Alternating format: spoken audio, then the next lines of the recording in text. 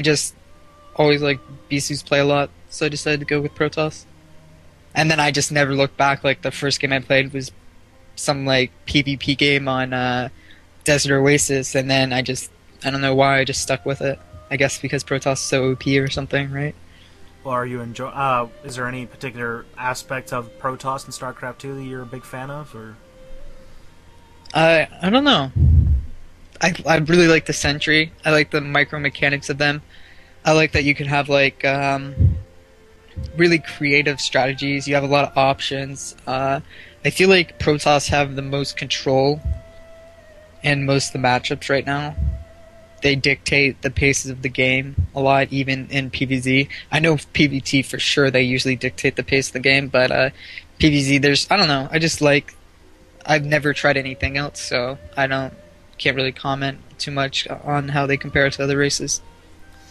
Now, aside from being somebody who was relatively unknown before the StarCraft 2 beta, although it doesn't sound like you should have been, you were known for having some really amazing success against even some of the better-known players of StarCraft 1 in the beta tournaments. Could you outline how your experience has been in the StarCraft 2 scene, what little we've had of it? You definitely have to prove yourself more if you're coming from not SC1, basically. If you're not already a known player in the RTS community, like even somebody like Apollo, who's not known within the like small circles of like SC or Warcraft 3 backgrounds, he's still a great RTS player and known for being a really good CNC player. But if you're not a big name, you're going to have to climb that ladder a lot farther than some other players. I mean, when I first got on the scene, I was complaining I wasn't getting invited to a lot of invite tournaments and stuff like that compared to other StarCraft 1 known players that were getting like invites automatically just because they were who they were. Which, I mean, I had a right to complain, but I mean, I was kind of like a brat about it. You just gotta go out there and prove yourself, and you gotta prove yourself a lot, and the best way to do that is to join as many tournaments as you can and just play well. And you just gotta prove yourself, I guess. Yeah, I've been a little frustrated too with some of the people that get invited to invite-only tournaments, like people that aren't pro StarCraft players. You're trying to not say the people's names, but give a good idea who you're referring to. I see. I agree. I mean, I think some of the invite tournaments could have invited a lot better players, but a lot of the things about invite tournaments is they can invite many different people for different things. You can invite people because they're well known. You can invite people because they're good. You can invite people because they have a big fan base. It's really up to the discretion of the people that are inviting, but I generally feel that people who get invited to tournaments should be the best people from each region or whatever. Like if it was a worldwide invite tournament, then it should be like so many players from this region, like Asia, and then so many players from the European scene, and then so many players from like the North American scene. Or if it's like a North American server, it should be like Australia, then East Coast, West Coast, or like US, Canada, South America, something like that. But I don't agree with people of lower skill, not to say they're bad or anything, but obviously a tier down or two getting invited simply because they have this big fan base, or they have like these fanboys or whatever. Yeah, I'm more specifically thinking about, the micro-macro tournament, right? Mm-hmm. I'm pretty sure you got invited to that. If not, I'm kind of confused. But, they invited, like, HD StarCraft to play. And well, like I said, he's a big name, right? I mean, yeah, but they didn't invite Inca or Dayfly or any, like, I don't know. Yeah, I mean, I get what you're saying, for sure. I'm actually gonna go look it up right now, who they invited. They got a lot of invites here. Oh, they invited, like, the little one's brother, who has, like, barely played StarCraft 2 at all. Well, that's just bad. That's basically taking it to another level of I don't want to trash the tournament or anything because I was invited, but that's not good. What's his ID? That the little one's brother. The big one. That's I don't see it here, but if they did, he's that's listed as TBO. He declined. Oh, he declined. Okay. Well, yeah, I don't really understand. I mean, that's taking it to a whole nother level of, you're not Silly. even on the list. It's just like we know somebody, so you get invited. I mean, the invite list isn't really that bad. I'm looking at it now. Well, what's it called? There's His a lot brother of talk. was a pro Supreme Commander player, like his brother was. It's just that he didn't have much experience in StarCraft 2 at all.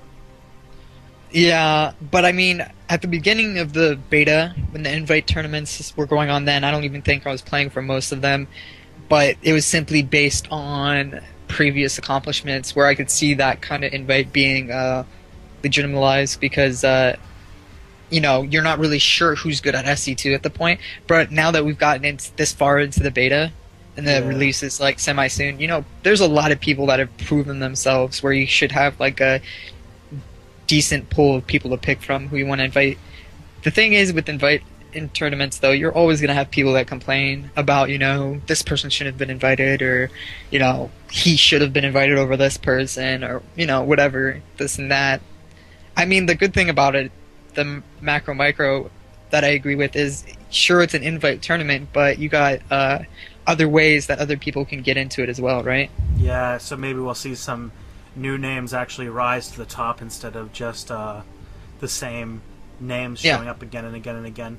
And that's what I was always surprised that's cool, that StarCraft 2 hasn't had much of a real sign-up tournament yet to have new names enter the scene. But well, like I said, the best way to get your name out there, like recently I've been getting invited to all the invite tournaments, which is really cool, but I mean, before that, you just play open tournaments, the weekly tournaments like Craft Cup, like Gosu Coaching, like ESL, Zotag, those kind of tournaments. And I mean, if you win those tournaments, which are going to include top players, like I play them all the time, you'll see, Noni playing in them, you'll see Jinro, TLO, Tarson, Damaga, all those great players, and you're going to have to play tough players, but if you win one of those tournaments, your name's all of a sudden out there.